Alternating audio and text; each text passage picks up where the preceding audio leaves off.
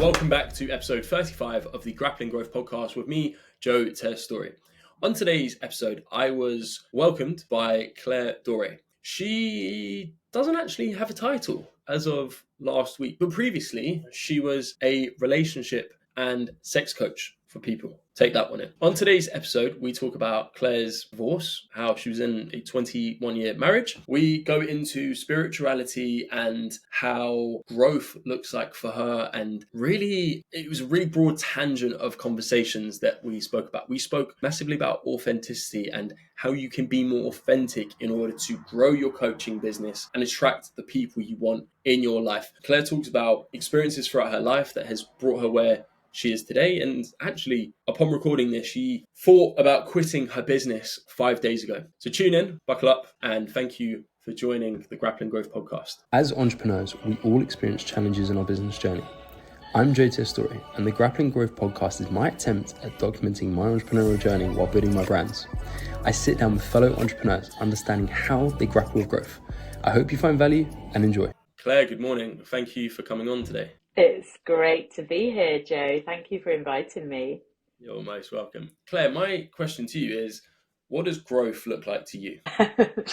This is a great question. I have just been moving through some, I want to say, describe it as radical awakenings. And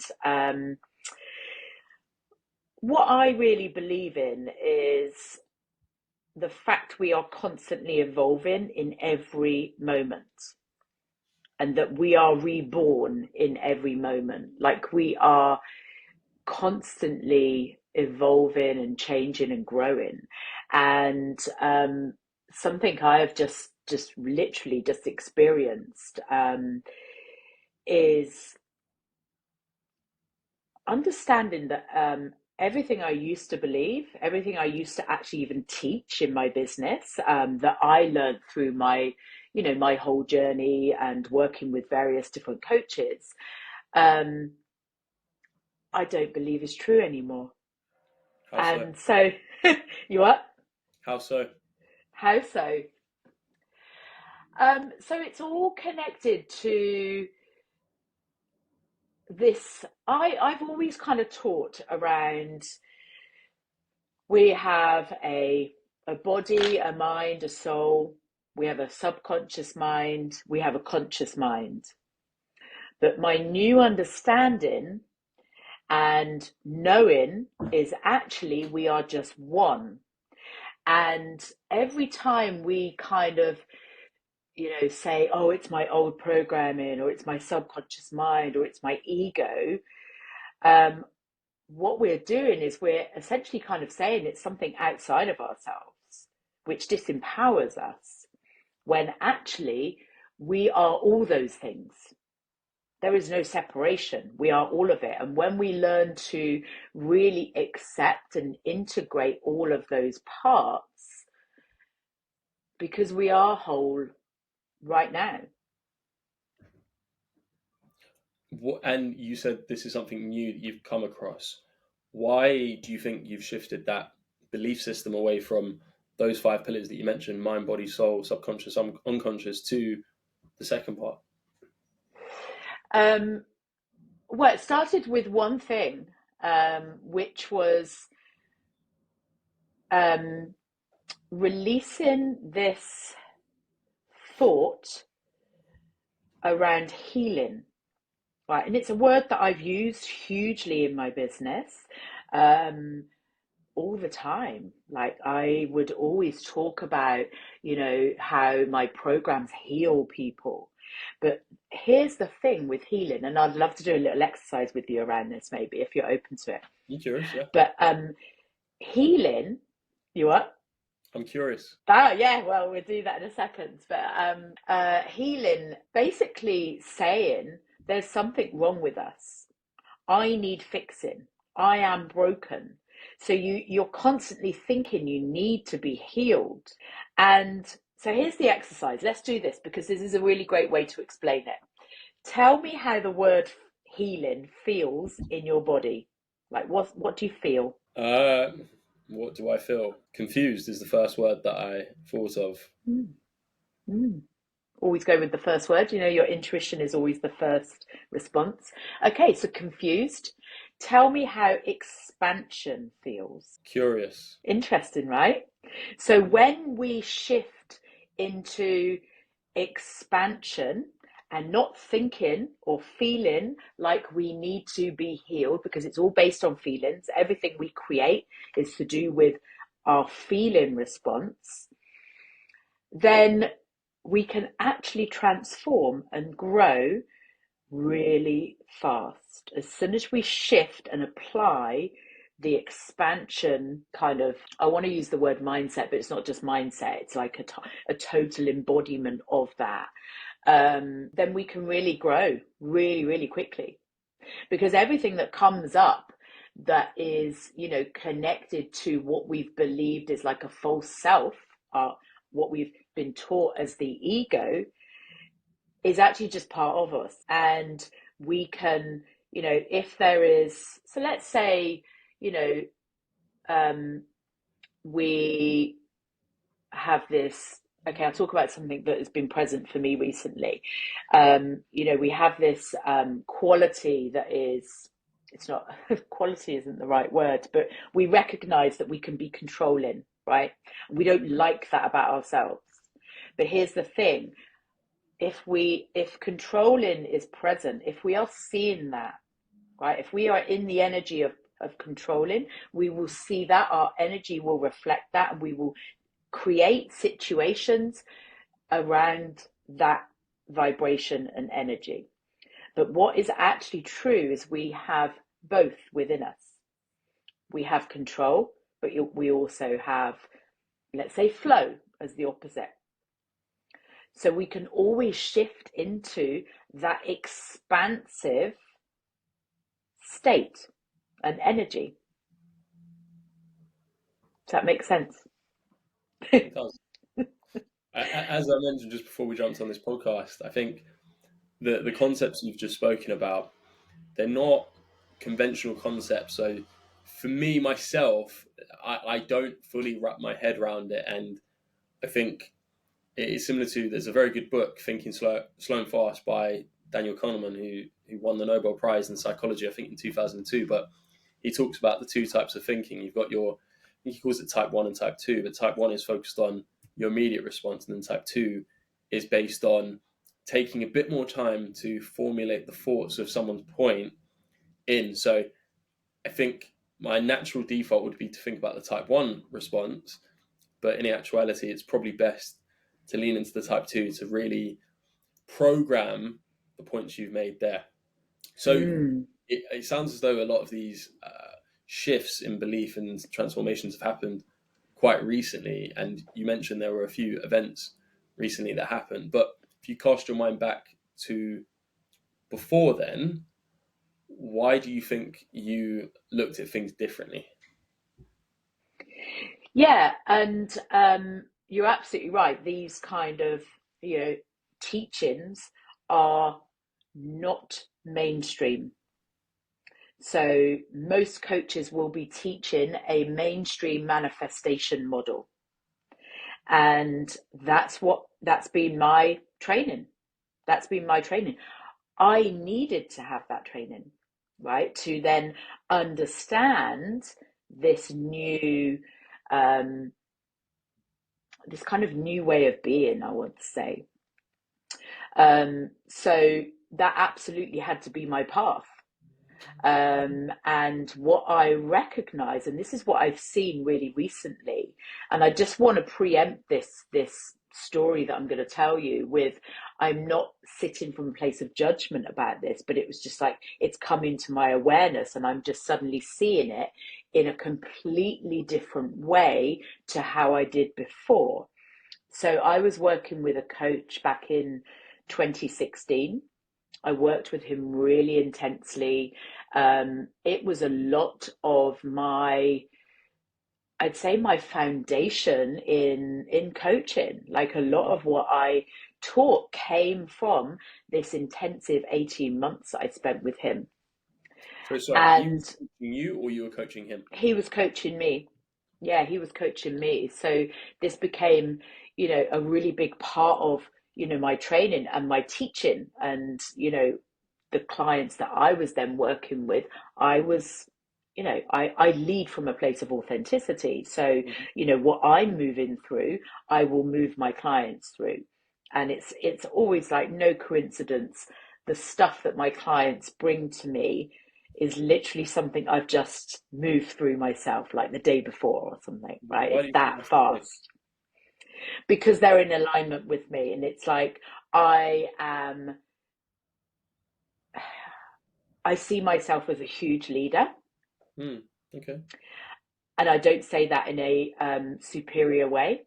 It's like, I know I need to go through this stuff, and even this teaching that I'm sharing with you today. It's like, I understand that that's been delivered to me because I have the energy and the boldness to go out there and go, by the way, everything I used to believe and teach is I've just blown up, right? There's not many coaches that will probably say that because they'd have this fear of, what will people think of me? Mm-hmm. And I feel like that I made a couple of comments. So, for example, I made a couple of comments on a post yesterday about my new knowing, and connected to that. And literally, right, I had people jumping on there, like really triggered by my comment. Well, what did you say?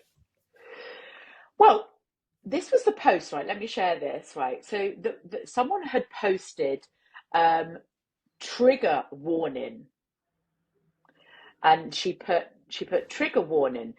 Do you something, it was to do with she's like a love and relationship coach, and she wrote something like, do you want to be provided for, or do you want to provide for yourself, something around that, right? But the piece that I was responding to was about this trigger warning, right? And I said, tell me why this is a trigger warning, because what I really was seeing is that is keeping people in victim. Because if she is believing that people might be triggered, it's like almost like keeping them in that trauma and validating that trauma. Does that make sense? So I wrote that question on there. Tell me why this is a trigger. Like, tell me why this is triggering.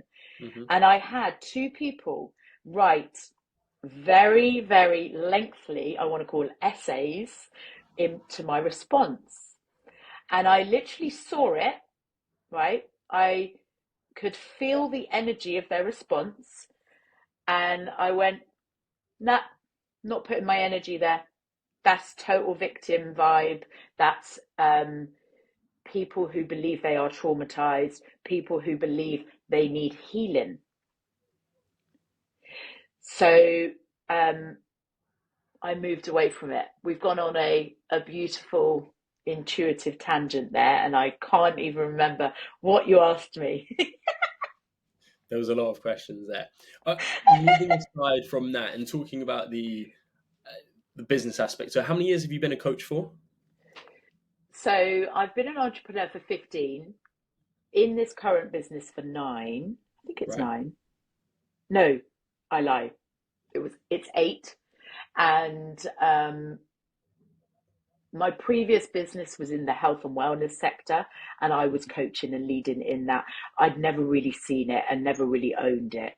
But yeah, this current business, 8. Okay. And just for the listeners, what is your title and what exactly do you coach on? Just so we're specific. So that I have just feel like that has just completely changed overnight, and Okay. I'm laughing because I'm like, I actually feel, Joe, that right now I am titleless, and the reason I desire to be titleless is because a title limits. That is true. It limits, and I've always, not always. I mean, my business has evolved alongside my own evolution.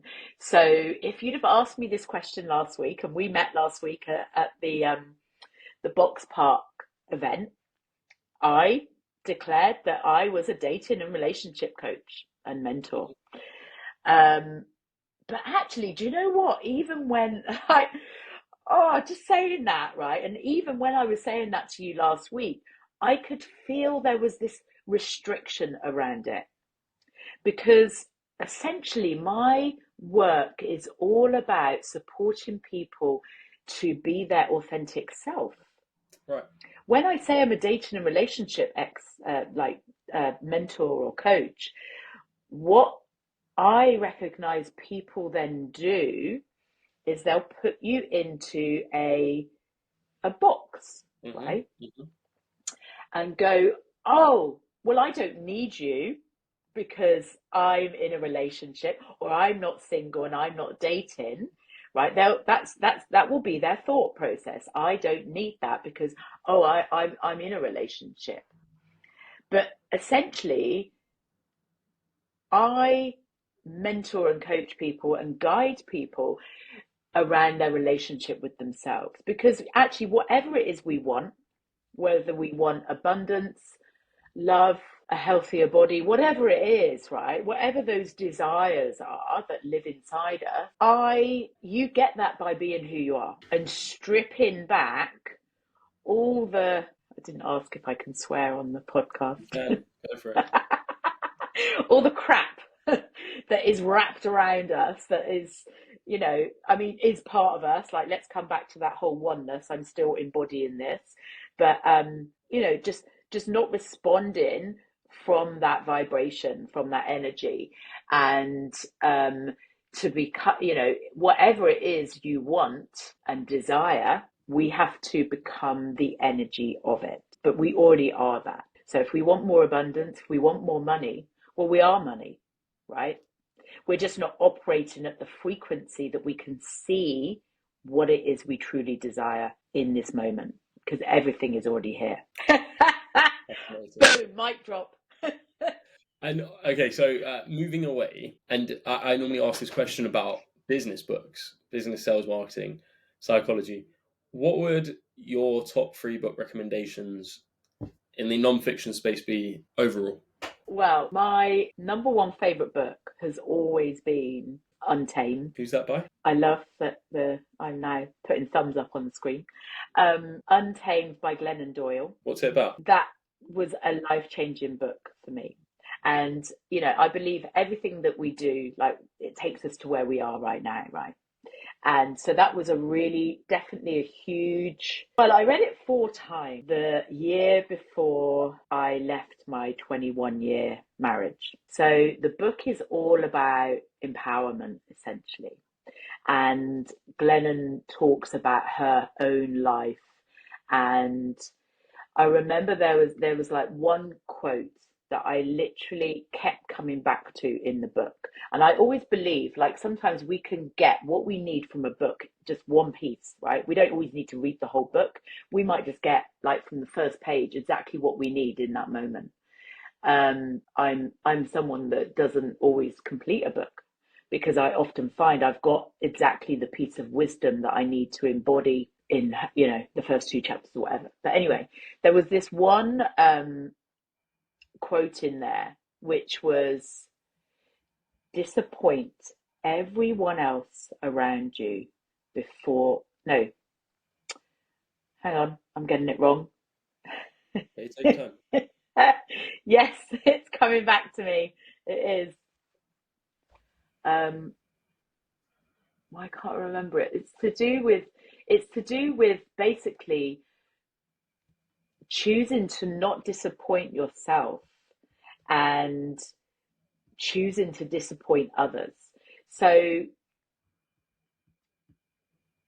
I remember that really landing with me, because it was suddenly like, oh, I recognize I've been shrinking myself. I've been compromising my own happiness to keep others comfortable.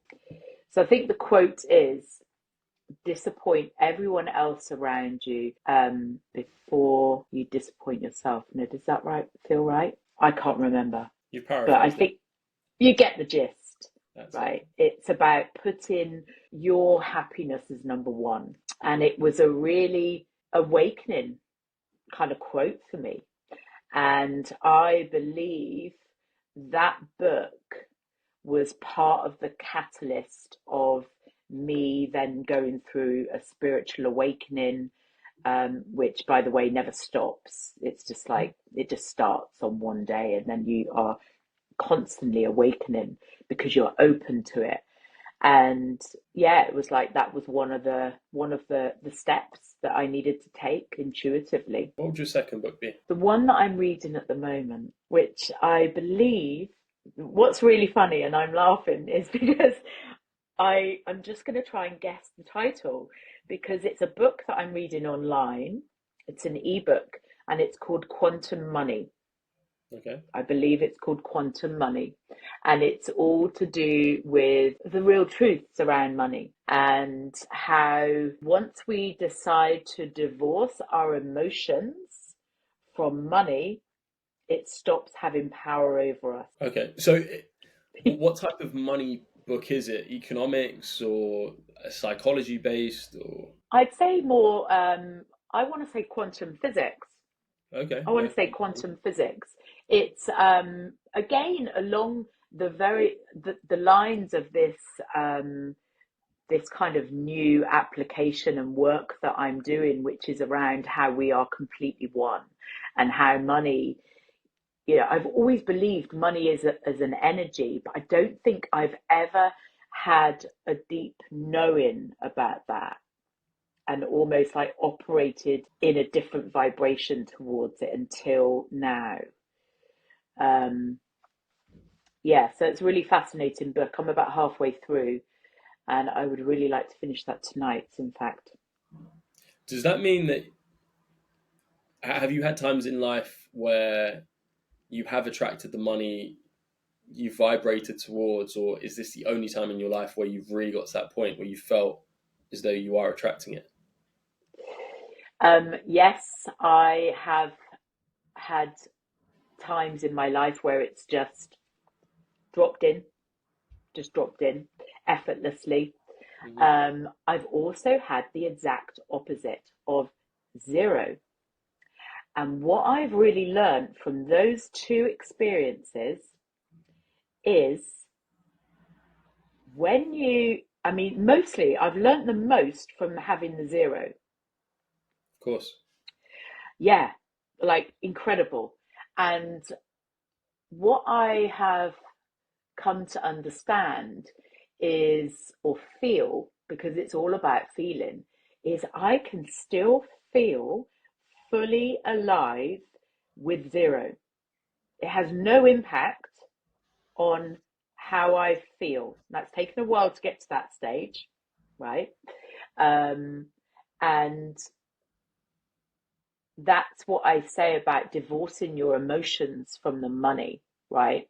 And I think we, well, I'd love to challenge the audience around this, right? In how they respond when they pay a bill, how they respond when they receive money, right? And their body will tell them, their body will absolutely tell them, Mm-hmm. and how they respond when, yeah, I mean, the spending one was really curious to me, because often, for many people, they have a constriction in their body around spending. Absolutely. They probably won't be aware of it. It could be very subtle, but until we become really present with ourselves, we get to really feel those nuances.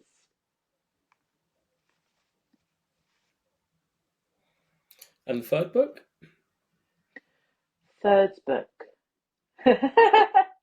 My third book that I love is called Pussy. Well titled. It's all about the reclamation of a woman's pussy. It's good. And what does it teach the reader? Do you know, it's again, this has been a really big part of my journey, this book, a huge part of my journey, because what I understood leaving my marriage was I was shut down on a sexual level. So was not connected to my sexuality. And for everyone, our sexuality is a big part of who we are.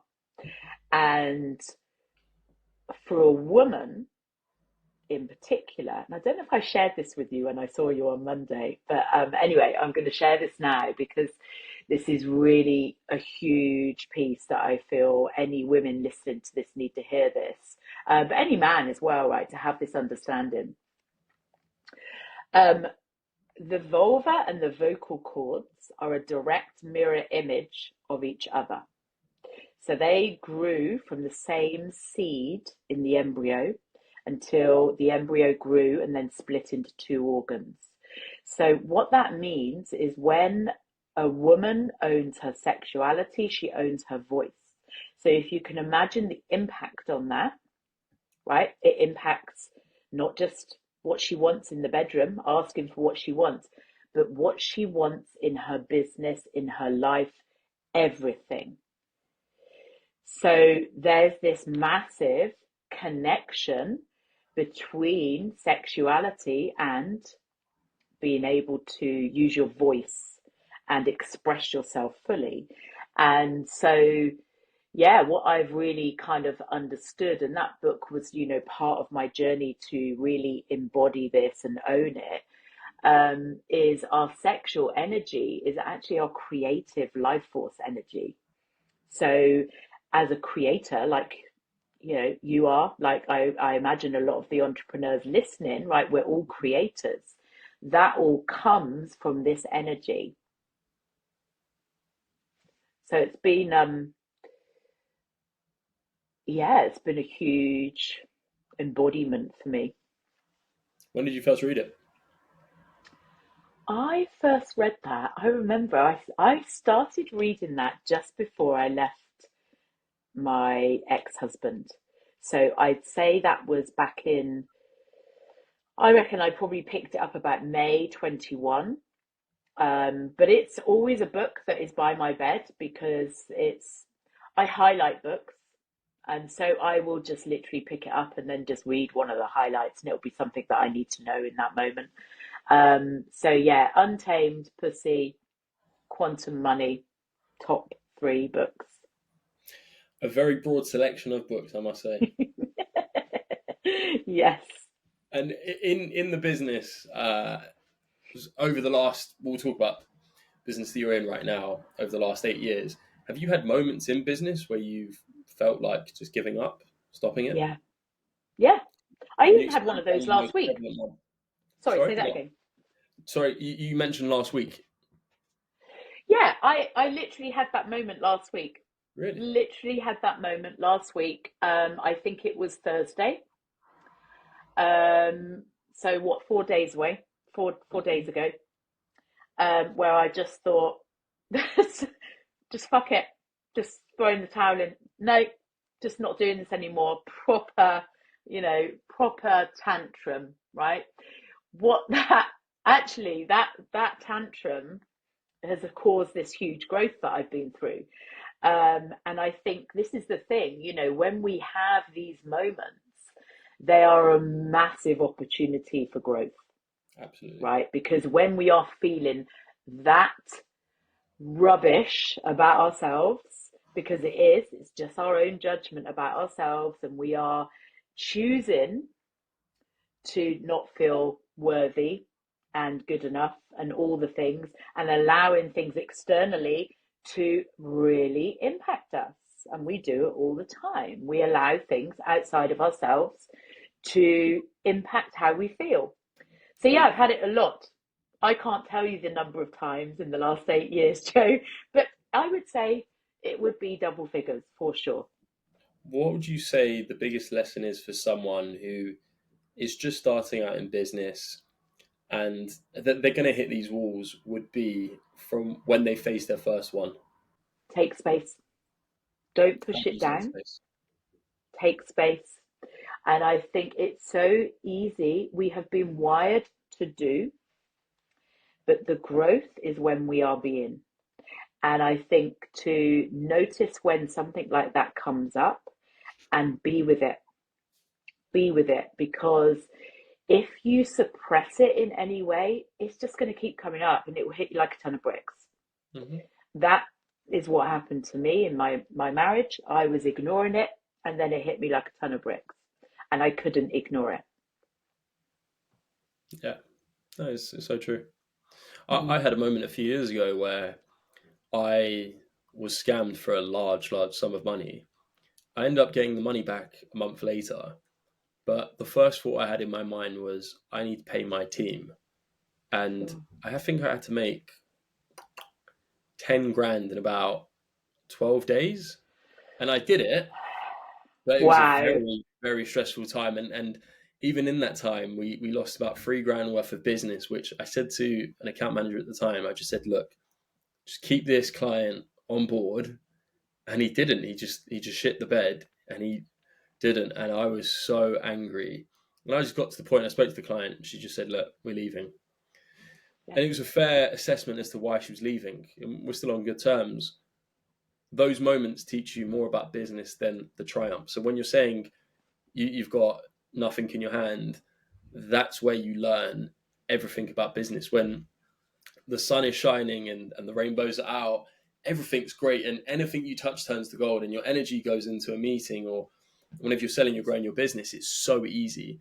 But the test of when the chips are down, I love those learnings. And it's so hard to love it in the moment. It's when you're introspective and you can take a month, 2 months out, and you're 5 days removed from that last moment. But it sounds as though it was like a slingshot that's just pushed you Yeah. miles ahead. So on that point, what advice would you give to 20-year-old Claire right now? Follow the fun. Follow the fun. Follow the fucking fun. Have loads of fun, rich experiences. Do not choose to do what you think you should do, what you've been taught. Choose what feels right for you. And I guess trying to play devil's advocate there, how do you know what actually feels right to you versus what feels pushed upon you? Because at times when we're younger, your reference group, the people around you, your peers and those above you, they tell you this is what you should follow. So at school, you're taught study maths, English, the sciences at a core. So naturally, you think that's what's most important at school. Yeah, and I think it's a really great question. And it's a question I get a lot actually from my clients. And you will know when something feels right in your body because it will come with an energy of excitement and passion. And that is the time that's like your intuition, your higher self speaking to you. That is the only time to act. If we're not feeling that excitement and passion, and we're doing something from a place of force and just, you know, I want to use the word control actually in this moment, then yeah, it's not right. But but I will add to that, there is no wrong because like we've just said, every single moment there's some gold, right? Mm. Everything that happens, I think that's a really big thing that I have learned is there is no right or wrong because whatever happens, we are going to learn more about who we are. And yeah, it's in those darker moments that we really get to uncover who we really are. As they say, hard times create hard people. So there you have it. Well, I like to be squishy and soft like marshmallow, but We're not talking about the inside, we're talking about the outside, the exterior. Well, I want actually, to be the soft reverse. around the outside too. Claire, I've got a question from a fellow entrepreneur, which reads, how do you go about starting a coaching business and attracting your dream clients? Be yourself. Don't try and be anything other than yourself, because authenticity is the highest vibration. So if you are fully being yourself and owning all parts of you,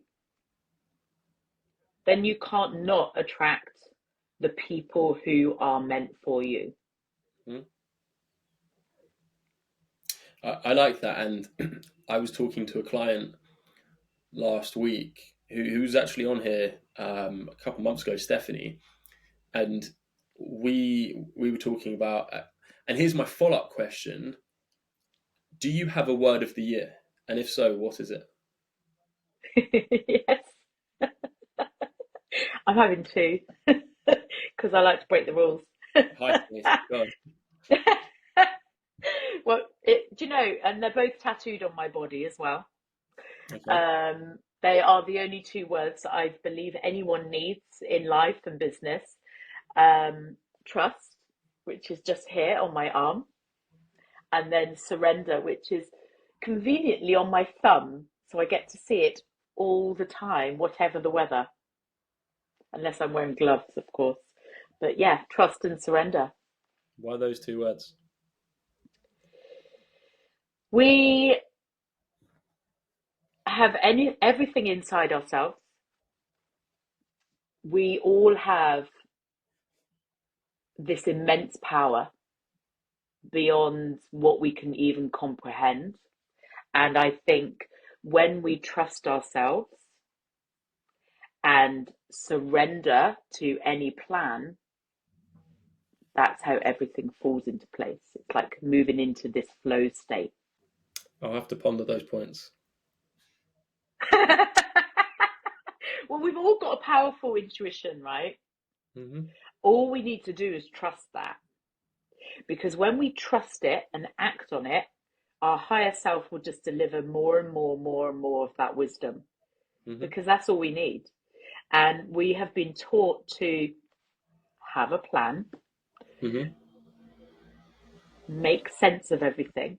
Well, our intuition is not about sense. And if we are trying to, okay, I've got the words that are on my business card, which I feel is about to change, but on my business card, I put fuck logic, right? And trust is the opposite of that.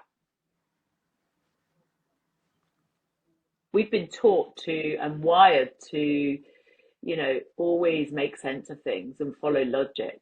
And it's like, well, what if we just surrender and trust? And that is about allowing space and being present with ourselves, because our intuition speaks when we are doing the things that light us up Mm-hmm. and when we are in stillness. Oh, prevalent points. That might make more sense. It does. Well, I need it to doesn't listen over have to to make this. sense. I need to listen over to this podcast, but I think you've made some really telling points. The point I was making about my client Stephanie is Oh, we were yeah. talking about our word of the year, and authenticity was the word that we circled around. And I think it's a problem that a lot of coaches come into, is that they struggle to be authentic and of themselves. So when they go to attract clients, they try to mirror other people. They try to replicate Yeah. what other people have done, which they believe is successful. And Alex Hormozy, he's got a very good quote, which is to be one of zero. And instead of being one of one, is if you're one of zero, you're essentially at infinite power, so to speak. And I think that's really, I think what I've tried to really learn recently with my coaching business is people will want to work with me for my personality. Yes, I've got Yeah. skill sets, but there are 100 other people with similar, if not better skill sets than me. However, no one will get a version of me. And I think that's the same with any coach. And I think if that's a thing that I try to teach my coaching clients now is find that unique mechanism within your business. You can have a mechanism, but equally illuminate your personality and self and be authentic. Yeah. People are scared to be vulnerable. People are scared to say, oh, I have uncovered this about myself, right?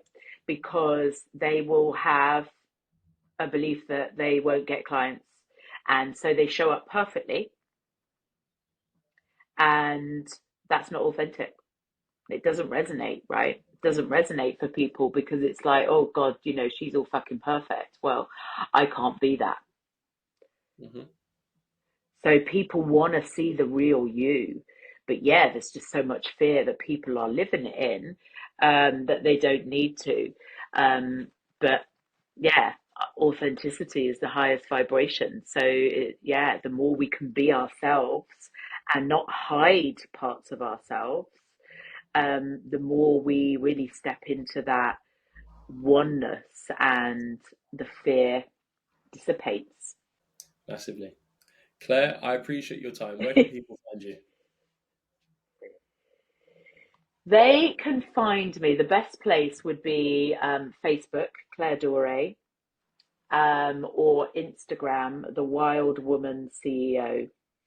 And they might be able to find me on Threads, where I occasionally drop a few bombs just to Okay. create some powerful conversations. To throw off a shitstorm. Well, I just like to share different perspectives to shift people. And what it's an interesting vibe on Threads, I'm noticing. That's exciting. Claire, thank you. And I'm sure the audience enjoyed this conversation. Thank you, Joe.